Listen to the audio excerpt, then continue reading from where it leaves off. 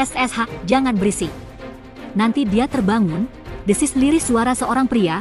Ruangan dengan interior serba putih dan luas sekitar 33 meter persegi ini menjadi tempat Mina Namari menghabiskan waktunya beberapa bulan terakhir.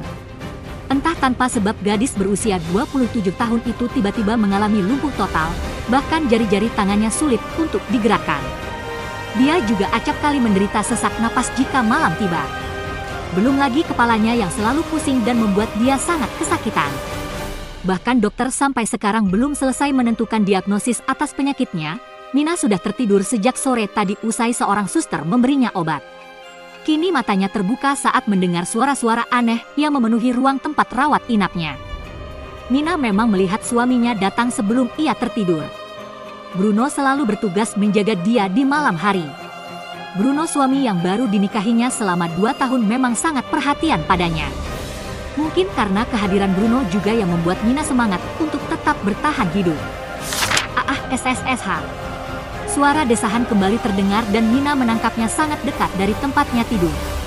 Dia juga merasa mengenal suara itu. Apa ada orang lain yang tidur di sini selain Bruno? Gumam Mina dalam hati. Memang saat ini tempat Mina tidur dengan sofa penunggu dibatasi oleh tirai. Bruno selalu menutup tirai saat Mina tidur. Katanya supaya Mina tidak terganggu oleh aktivitas Bruno. Bruno memang acap kali membawa pulang pekerjaannya ke rumah sakit. Sejak Mina tidak bisa aktif membantu di perusahaan, Bruno yang turun tangan menghandle perusahaan peninggalan ayah Mina itu. Lagi, sayang, jangan dilepas. Kembali suara dengan desahan dan napas memburu terdengar di telinga Mina. Mina penasaran dan ingin tahu apa yang terjadi di balik tirai itu. Pelan Mina mengangkat tubuhnya dengan susah payah. Dia memang hampir mengalami lumpuh total dan tak bisa menggerakkan anggota geraknya. Namun, Mina tidak menyerah. Dia harus mencari tahu suara berisik apa yang sudah mengganggu tidurnya kali ini. Tangan Mina sudah terjulur menyentuh tirai pembatas, kemudian dengan gerakan lamban, Mina menyibak tirai pembatas antara kasurnya dengan sofa penunggu. Seketika mata Mina terbelalak kaget, dia melihat suaminya sedang duduk di sofa sementara Melan, adik tirinya duduk di pangkuannya saling berhadapan. Keduanya tidak berpakaian lengkap dan ini bukanlah hal yang layak dijadikan tontonan. Mina tercengang, matanya membola dengan mulut terbuka lebar. Tangannya gemetaran dan tanpa sengaja menarik keras tirai sehingga menimbulkan bunyi yang nyaring. Seketika Bruno dan Melan menoleh ke arah Mina. Harusnya Bruno terkejut dan berusaha minta maaf atas perbuatannya. Namun yang ada, dia malah meminta Melan menyingkir lalu Bruno bangkit tanpa merapikan celananya berjalan menghampiri Mina. "Kamu sudah bangun, sayang?" Mina tidak menjawab, hanya menutup mulutnya dengan kedua tangan dan menganggukkan kepala. "Baguslah kalau sudah bangun. Kamu diam saja di sini. Aku mau melanjutkan permainanku dengan Melan. Kamu tahu sendiri berapa bulan kamu tidak bisa melayaniku. Aku pria normal, sayang. Wajar jika aku mencari kepuasan sendiri," lanjut Bruno dengan nada tanpa bersalah, sementara Melan duduk sambil menyilangkan kakinya di sofa. Bahkan dia sudah melepas seluruh bajunya meninggalkan pakaian dalamnya saja. Mina melirik Melan sekilas, ada kebencian di matanya tapi dia tidak bisa berkata apa-apa.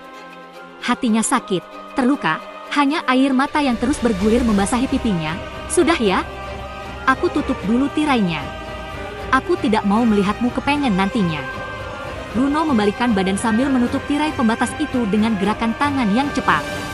Selanjutnya sudah terdengar lagi suara desahan, lemuhan bahkan lebih riuh dari sebelumnya seakan-akan menunjukkan ke Mina kalau mereka berdua sedang menikmati permainan panas mereka. Mina menangis tanpa suara. Hatinya hancur kedua kali, ia menyesal mengapa dulu mau menerima perjodohan yang diajukan ayahnya. Ia menyesal harus menikah dengan pria yang ternyata berhati busuk seperti Bruno.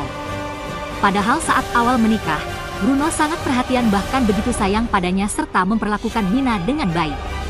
Namun, semua berubah sejak kepergian ayahnya. Mina menangis hingga akhirnya tertidur kembali. Ia tidak tahu berapa lama ia tertidur, yang pasti dia terbangun saat mendengar suara-suara lirih yang sedang berbisik di sekitarnya. "Jadi mama sudah tahu berapa nominal uang yang akan kita terima jika dia meninggal?" ucap Melan dengan pelan. Mina mengerjapkan mata sambil memperhatikan sekeliling. Tirainya tidak tertutup rapat dan dia bisa melihat ada dua sosok wanita yang sedang duduk di sofa dan seorang pria yang berdiri di dekat jendela. "Iya, sayang. Mama sudah memastikannya.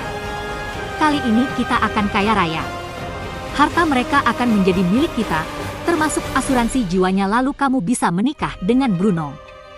Mina terkejut mendengarnya, apalagi yang berbicara saat ini adalah Nyonya Jessica, ibu tirinya yang dipikir baik selama ini. Jadi ini yang mereka rencanakan untukku? Jangan-jangan kematian papa dan kesakitanku ini juga ulah mereka? Mereka ingin harta dan premi asuransi jiwaku, batin Mina. Setelah ini kita akan mengeksekusinya dan tidak akan ada yang tahu kalau ini adalah pembunuhan. Terdengar suara cekikik Melan dan Nyonya Jessica. Mina hanya bisa menangis tanpa bisa berbuat apa-apa. Dia harus minta tolong siapa?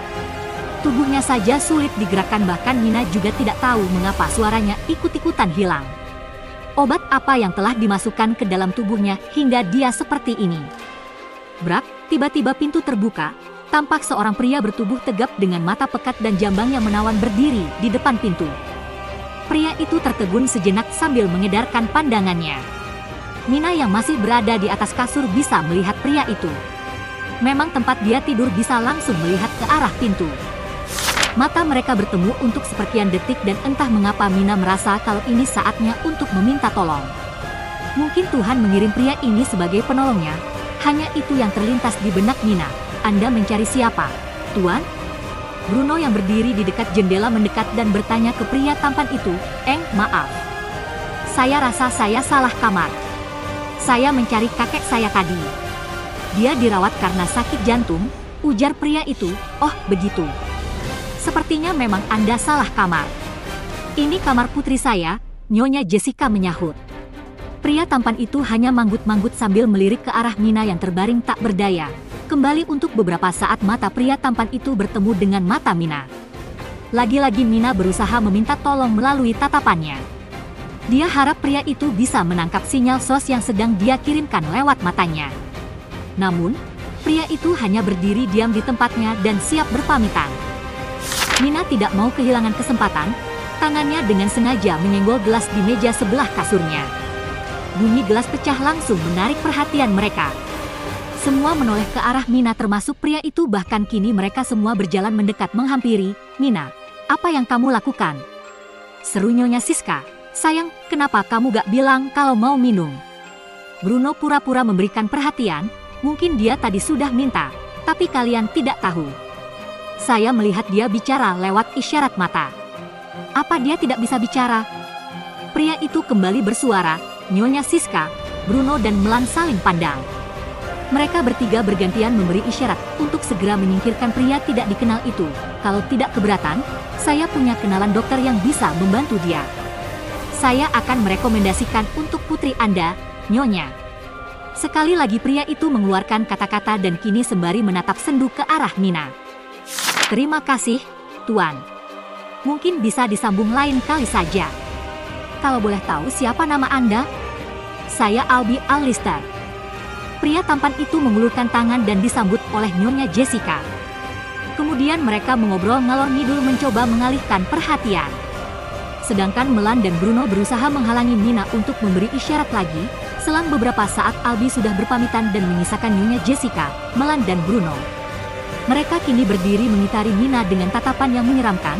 Kamu punya permintaan terakhir, Mina? Tanya Nyonya Jessica dengan seringai jahatnya. Mina hanya diam sambil menggelengkan kepala. Ia ingin teriak, ingin bangun, ingin lari, tapi dia tidak bisa melakukan semua itu. Kemudian Bruno mendekat dan mengecup bibirnya dengan rakus. Ini ciuman terakhir kita, sayang. Kamu harus mati hari ini. Usai mengucapkan itu, Bruno mengeluarkan sebuah alat suntik dari saku celananya kemudian dengan sigap menyuntikkan cairan di dalam squid itu masuk ke tubuh Mina melalui infusnya. Tawa serta senyum seringai layaknya serigala bergema memenuhi ruang kamar inap Mina. Mina terdiam, menatap satu persatu wajah pelaku pembunuhannya ini. Dia tidak terima diperlakukan seperti ini. Dia akan menuntut balas. Dia akan menuntut balas atas kematiannya, menuntut balas atas semua perlakuan mereka. Namun, apa mungkin bisa? Sedangkan tubuhnya semakin lemah, napasnya terasa sesak lalu pandangan matanya juga kabur dan sulit untuk terbuka. Perlahan Mina bisa melihat tubuhnya sendiri tengah terbaring tak berdaya di atas kasur dengan 3 orang bajingan yang mengelilingi dan menertawakannya. Kini dia bahkan bisa menyentuh langit-langit kamarnya, Dia melayang di udara dan sudah menjadi sukma. Tidak, aku tidak mau mati. Aku tidak mau mati, Tuhan.